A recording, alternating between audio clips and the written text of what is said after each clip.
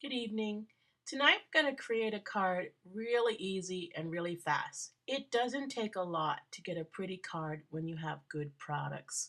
Tonight I'm starting with Baha Breeze. I have a textured piece of cardstock cut at 4 1/4 by 11 and scored at 5 1/2. Then I have a very small piece of flat Baha Breeze cut at 3 1/4 by 4 1/2.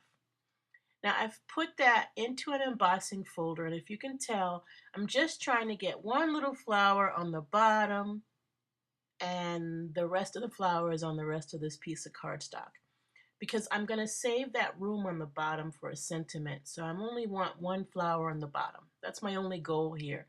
Remember, you can put your papers into your folders in a variety of ways. So be creative with your embossing folders and try and using them in different ways.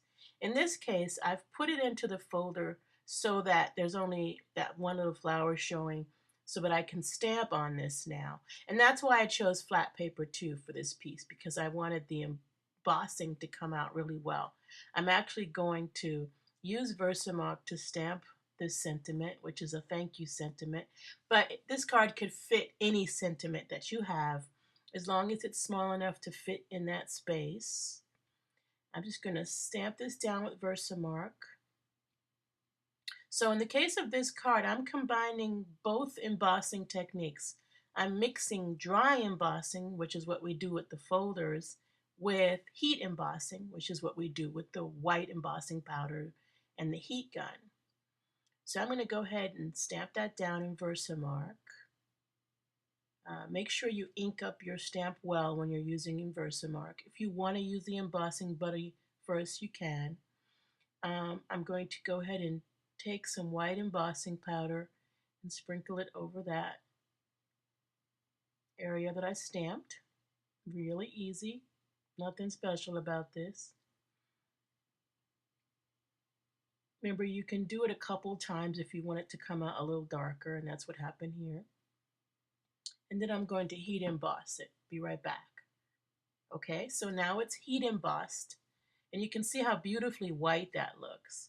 Now, I actually like the white so much, I'm going to go ahead and use it as a border. So I'm going to do a little bit more heat embossing just on the edges. So I'm going to take my Versamark, and I'm going to take this little piece of cardstock, and I'm going to push it into the Versamark all around the edges. Now, this is a fun technique that I've done in a myriad of ways. Play with this. It's fun to emboss paper, just embossing paper. It gives you texture. It's a very different thing than stamping and then embossing, but it's kind of neat, and I like the darkness of the white. I could have taken white ink and edged this, but I like the heat embossing effect, and I just take a paintbrush and kind of clean up where there's too much embossing powder because I just want it on the edges. Then I'm going to heat that, and there you go, it's all heated. And I really like the way it looks. It kind of looks shabby chic the way it is, kind of like a bleached effect on the edges, but it's a deep white with a texture. Then I take our new yummy ribbon. I love this pleated ribbon. It is beautiful, guys. Pick up some of this from our current catalog. And I'm just going to flip this over, and I'm paying attention to where my sentiment is because I'm going to put it right above the sentiment. So I'm putting a little bit of adhesive on the back, and then I'm bringing that ribbon around so that it's right above the sentiment. Really easy, right? And then I'm going to put some, what do you call them? Dimensionals, stamping dimensionals on the back here. So I'm going to raise it up on the front of the card base. So remember, when you're using your stamping dimensionals, to use them all. You can even cut into the edges. Those are great border edges. I like to use a lot. You don't have to use a lot. I think I could have gotten away with one on each corner and then one in the center. I always put one in the center because I feel like it'll sink otherwise. I don't know why, but that's why I always do that. In this case, I put a lot. And I want you to know that stamping dimensionals from Stampin' Up! Are really easy to take off. The tip I'll give you though is take your thumbnail and push it into the center of the stamping dimensional. And it's amazing how they'll just pop right off, no effort. So I just wanted to give you that tip. I think I've given it to you before, but don't forget, it just makes a big difference. All right, if you don't have a thumbnail, then you can use tweezers to do that as well. All right, so then I'm going to take my card base down. This is somewhat of a monocolor card. We've got one neutral, which is the white. I love monocolor cards when I'm looking for quick and easy because I'm only worrying about one set of cardstock and possibly even one set of inks, which makes it faster and easier for cleanup as well. So I'm just going to put that down, and I'm happy with that centered there. And then I've also used my little Embosslit folder, the butterfly wings, and I've embossed that, which cuts and embosses, which I love. So we're still using the embossing technique without any effort on our part and cutting at the same time. Don't you just love these tools? And I've stamped out some white and some Baha Breeze because I'm going to make my butterflies métis. They're going to be both Baha Breeze and white. And I've got some glue dots here because I'm actually going to use my fingers with these glue dots, which is not what I do often, but I'm going to ball them up and kind of shape them so that they fit right in the center of the butterfly. And then I'll use that glue dot to glue the larger butterfly on. So you get a variety. You can see how many you get. 5 butterflies in this die cut. And they're all different shapes. So why not combine them together to give you more of an interesting butterfly effect? I really like that. And each butterfly has a different embossing on it. So you get a lot for this little tiny die. It just renders so much. I really love it. So I'm just kind of combining again the smaller with the larger pieces.